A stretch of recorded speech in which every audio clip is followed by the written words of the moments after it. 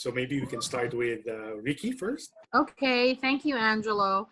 My name is Rikki Escudero. I'm with GMA Kapuso Foundation and the distributions of protective equipment to public hospitals, which are the repository of most positive COVID cases in the Philippines. Our distributions have been ongoing since March 15 until today. And 2 weeks ago, we started our distributions in the Visayas in Cebu province. Yes. We've now crossed into Samar in Eastern Visayas. And we also have all the way from Osaka, Japan. Yes. We'll ask you guys to introduce yourselves. Hi, my name is Machi. I'm from Japan, Osaka. I've been looking forward to talking to you guys. And this is my husband. Yeah, my name is Greg Vela, and I've lived in Japan for about 28 years now. And I'm CEO of a small Japanese corporation, and we deal with fishing tackle and manufacturing of fishing rods and stuff like that. And my background is general import-export and financial consulting.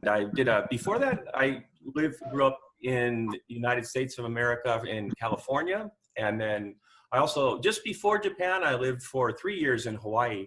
And I was working as a CPA or auditor over there. So that's kind of my background. And as you notice, none of that includes anything medical or anything, but I'm always, to keep myself safe and my family safe, I'm interested in learning more about it. And you also have a good grasp on the numbers, which I think is an important part of today's discussion. Let's begin by asking everybody here, what was your experience during this the entire world has been dealing with COVID-19? I used to usually go out with my friend every weekend and, have fun and have lunch. And I go to downtown. All the restaurants are open. It's all packed in a big city. Yes. But since COVID-19 started spreading all over in Japan, all the city are not locked down, but you're a quarantine.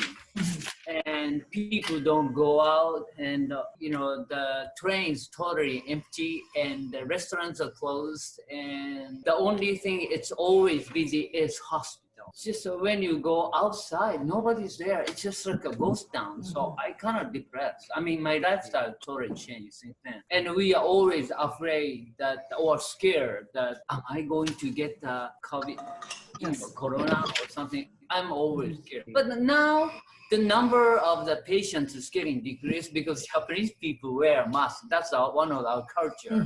So we are used to that. And since we wear a mask in a very early stage, the number is very decreasing. So now we can kind of go out and getting back to normal. Not perfect yet, but it's getting back to normal. And business is opening. This new virus, when it first started, I think it was around the end of January, I heard that there was a novel virus or a new virus. And when they said it was a SARS type of or respiratory type of virus, it picked up my ear because several years ago we had a SARS outbreak. Do you remember SARS? Yes. Which is these type of respiratory diseases are real serious for elderly people. And SARS could have been a lot worse, and we were able to stop it. And when I looked at the actual what this virus was, just from a layman's standpoint or an average person standpoint, I noticed that it was real similar to SARS as far as the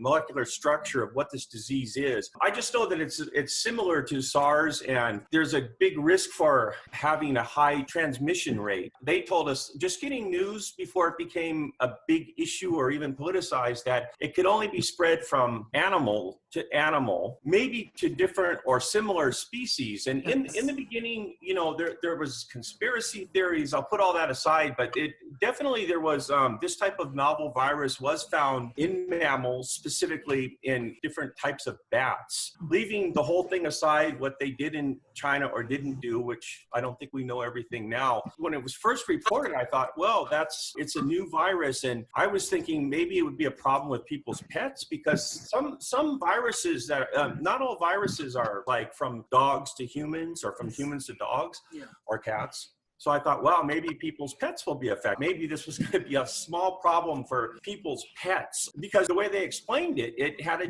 different molecular structure or different genetic structure that did not have the ability to transmit between bats or other mammals like that. There was also some cases in a pangolin. Then I thought, well, if it's between bats and pangolin, maybe it could go to other species. But that's all I thought. That's before any human had been reported that it got caught or anything. That was just in some, the only reason I read that, it was in some science stuff that I was researching. Roll forward to end of February when I made that post on, I think it was February 28th on Facebook, where I said, this is being transmitted to humans now. What do you, meaning my friends on Facebook, what do you think is going to happen in 1 month and 6 months?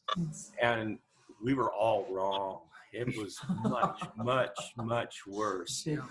As it got worse and worse here in Japan, she called me at work and she said, can you pick some toilet paper up on the way home? And we have stores that carry cosmetics and all that. They're all over Japan. I went there and there wasn't any. So I asked them, and that's when I realized that from the day before, everybody kind of started panic buying.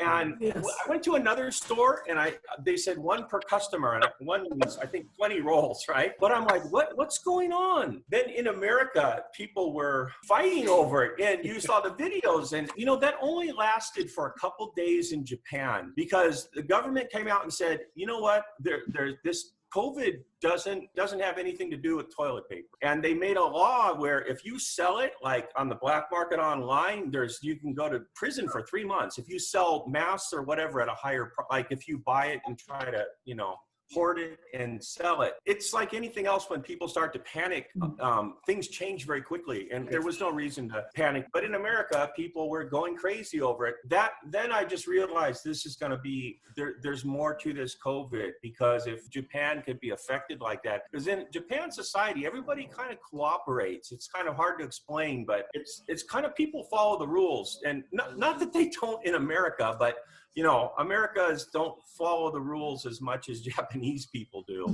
We already heard about it back in December, and we were already worried here in the Philippines because we have a really high number of Chinese tourists coming in. So we knew that it would eventually reach the Philippines. We were hoping that there would be a travel ban on all travelers from China, but we got very worried because sometime mid-February, if my memory serves me right, an entire plane of tourists from Wuhan landed on Boracay Island. I remember Grace and I were talking about it because one of our high school classmates is a doctor in Boracay, and we remembered that the cases of COVID-19 were already on the rise, and our government allowed the arrival of a plane load of tourists from Wuhan. At this time, everybody, a lot of the countries had already acted and already banned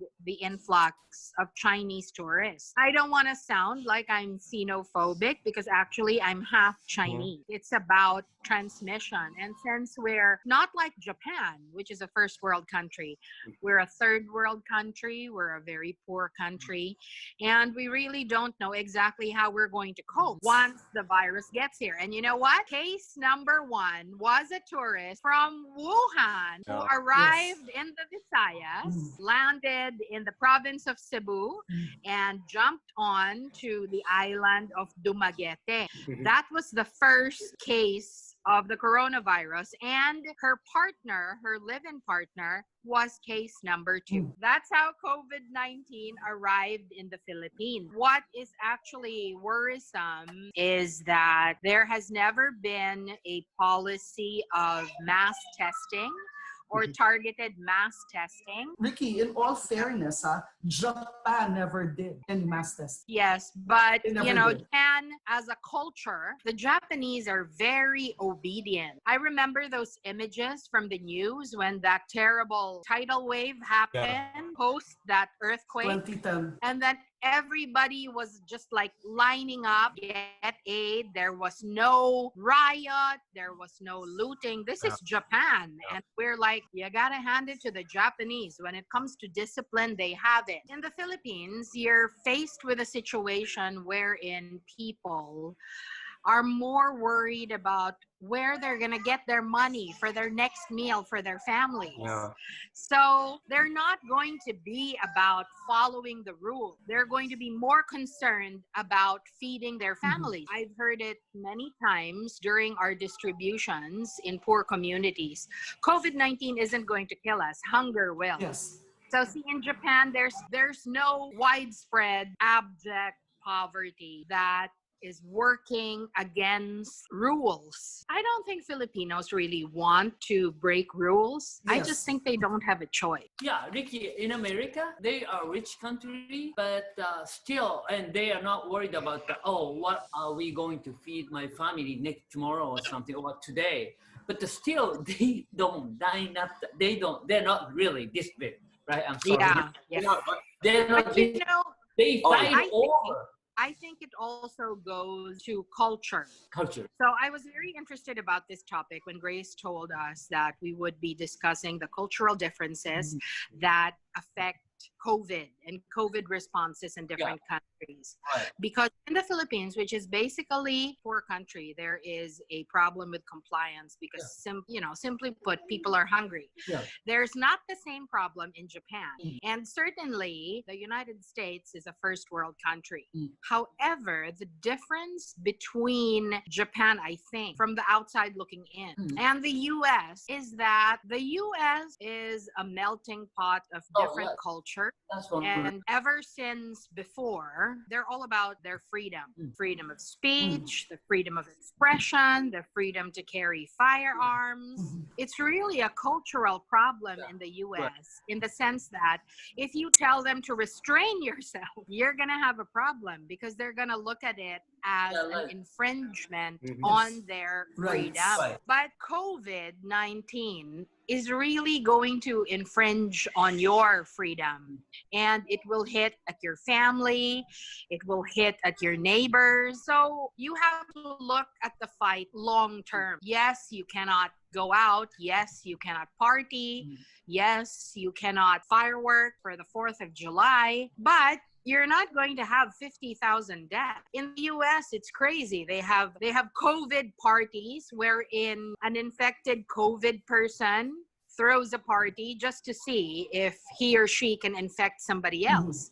And there are people who die from that. It's very strange to me as a Filipino. There was a time when South Korea is being threatened to be the next epicenter. It was sometime March. Yes. And they were really able to contain it. But what happened to South Korea is that there was one source of communication.